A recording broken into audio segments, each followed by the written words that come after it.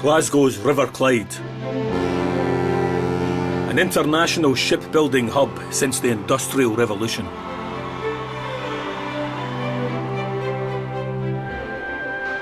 Some of the most famous ships in the world were crafted here, including the Queen Mary and the QE2.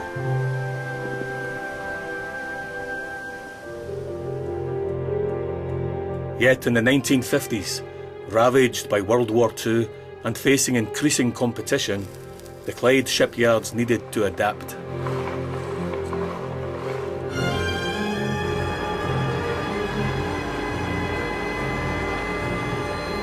In 1968, with the help of a Labour government loan, 5 Glasgow shipyards amalgamated to form the Upper Clyde Shipbuilders Consortium.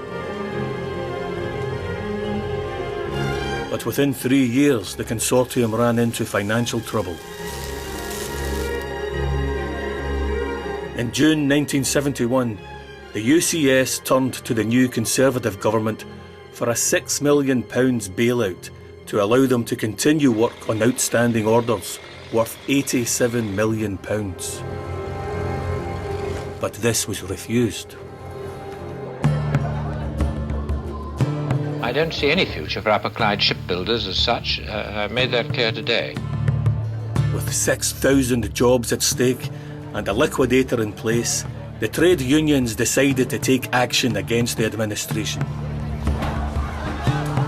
Traditionally, this meant a strike, a protest, a riot. But a group of young trade union shop stewards decided to do something different. Led by Jimmy Reid and Jimmy Early, the UCS shop stewards took the running of the shipyards into their own hands. Rather than striking, they organised a work-in. We'll take the vote, brothers.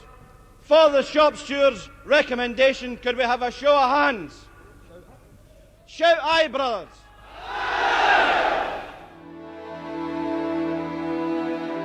They committed to keep the yards open without pay, finish all outstanding orders, and prove to the government that the yards were viable. Working people of Britain, put an end to policies and practices whereby decisions can be taken by a group of men either in government or in a boardroom.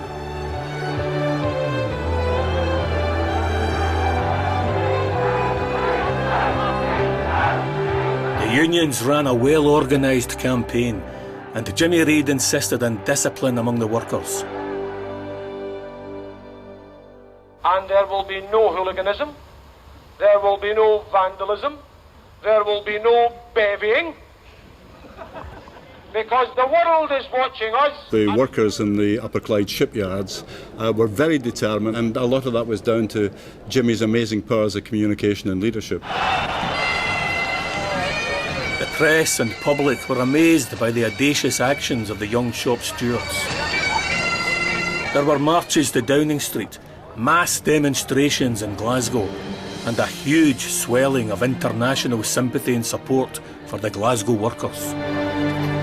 We've been the recipients of the most colossal solidarity of workers throughout the length and breadth of Britain to sustain us in our fight, because they know we've become something of a symbol.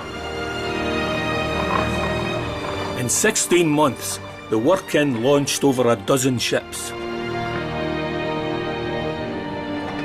By February 1972, Edward Heath's Conservative government were forced to relent, and an agreement was reached on the future of the yards. The UCS consortium was once again divided into separate shipyards, with only one of the 5 yards forced to close. Jimmy Reid and the shipyard workers proved that injustices can be overturned with unity and sound argument, that they weren't merely numbers on a page and could change the views of government.